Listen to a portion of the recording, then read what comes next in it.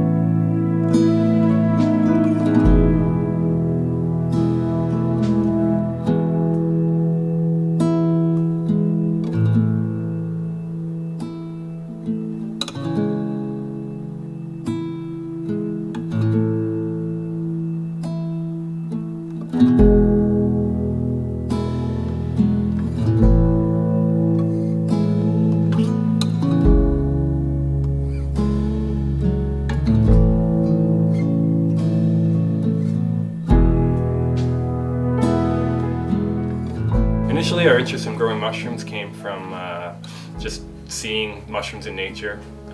We'd done a little bit of outdoor log-based cultivation, which is as simple as adding some mycelium or some tissue of the mushroom to a log, and had some great success with that. And once you see sort of the magic of the mushrooms growing the first time, you kind of get hooked and kept going from there. I think it was literally Gavin said, he had this idea about growing mushrooms, and did I want to help? Like, I didn't know where I was going to be living. I didn't know where we were going to do this. I didn't know at all, but I thought it sounded good. There's culture work to do in a lab with Petri plates, and I use techniques that I learned in university. I used to teach labs at Dalhousie where we would clone mushrooms, and through talking about that sort of thing with Gavin, he realized that I'd be a really great asset to what he was dreaming up at the time. Well, these days we're just building our grow facility. I lose sight of the fact that I'm a mushroom farmer. I feel like a contractor, a construction worker, a boiler installer, electrician, pouring concrete, setting up solar panels. So I get to do everything. I like that. I don't really know what I'm going to be doing the next day. But, I like that variety. The whole process of farming and building a farm is really incredibly enjoyable. Farmers typically have to be multifaceted in their knowledge base and their skill set, and this isn't any different. I mean, we have to try to work out different problems, solve them in various different ways. I mean, we're constantly, because this isn't necessarily a common farming practice around here, we have to look to different resources for information, and we're constantly working at different things. We've got to build sort of special equipment and tools that isn't necessarily available on the mainstream market.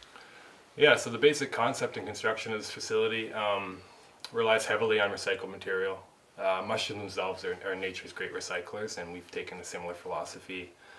We've taken a used transport trailer, and we've taken a bunch of door cutouts from steel door industry, and we've compiled a series of recycled materials and built with a bit of an iterative process, and constructed this kind of facility. I think there's great benefit in quality and nutrients of having fresh, living food.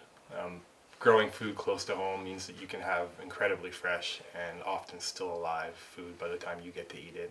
If it's got to be shipped across the world, often it's irradiated and it's killed, and it's designed for shelf life and transportability more so than for nutrition and for flavor. Well, the obvious reason why we'd like to eat food that is sourced locally is because food travels so far. It doesn't make any sense. I've never been anywhere else in the world, but most of my food has been. And the energy that just goes into growing and moving that food is more than the energy that the food actually contains. There's a lot of talk about getting back to local food and getting back to community or whatever, but I don't think in the Maritimes anyone ever left. It's built on a history and a heritage of self-sufficiency and self-sustainability, and a lot of the networks with the farmers and the different resources, and those still exist. So it's not that people are necessarily getting back to growing their own food. They've been doing it consistently throughout. And I think with mushrooms we're adding sort of another element, another dynamic. People haven't, historically people do forage and have been picking mushrooms in this area. We're just tapping into something a little different by cultivating them. I'm from Ontario, and I was going to university in Nova Scotia. Really loved it there, and I got a lot of positive feedback when I talked to people back home about Nova Scotia and maybe moving out east. When I mentioned though that I thought that New Brunswick seemed really beautiful, and I would see it just on the train out the window, and everyone told me like, no, don't think about New Brunswick, there's nothing there. And they couldn't be more wrong. There's so much going on here, so much. There's just music, there's young people, there's all kinds of things happening. I've had to consider leaving New Brunswick, and I love it here every year. Every winter, I just don't know what I'm going to do. I don't know how I'm going to pay the bills. And, I think about how easy it would be if I just, moved to Ontario. I just don't want to. I love it here, and, this is helping me realize my dream of just living and being here. I'm from this area originally. I have left. After high school, I'd left the area. I'd worked elsewhere and stuff. And this is really me coming back and putting down roots. Since I've come back, I haven't seriously considered leaving New Brunswick. Got lots of friends and family. It's a big sense of community here. There have been times when we're all still learning, and there's times where it's tempting to go out and find a job that is going to pay you a consistent salary, but sticking with it is really important, and we're trying to get to that point. So Bay of Fungi came out of a very inspired place. Gavin and Nick, they dreamt a really amazing creative dream, and we're at a point now where it's starting to come to fruition with the building, with the production, with being at the market. And I think the product that we have to offer to people, it comes from a very real, authentic place with a lot of imagination.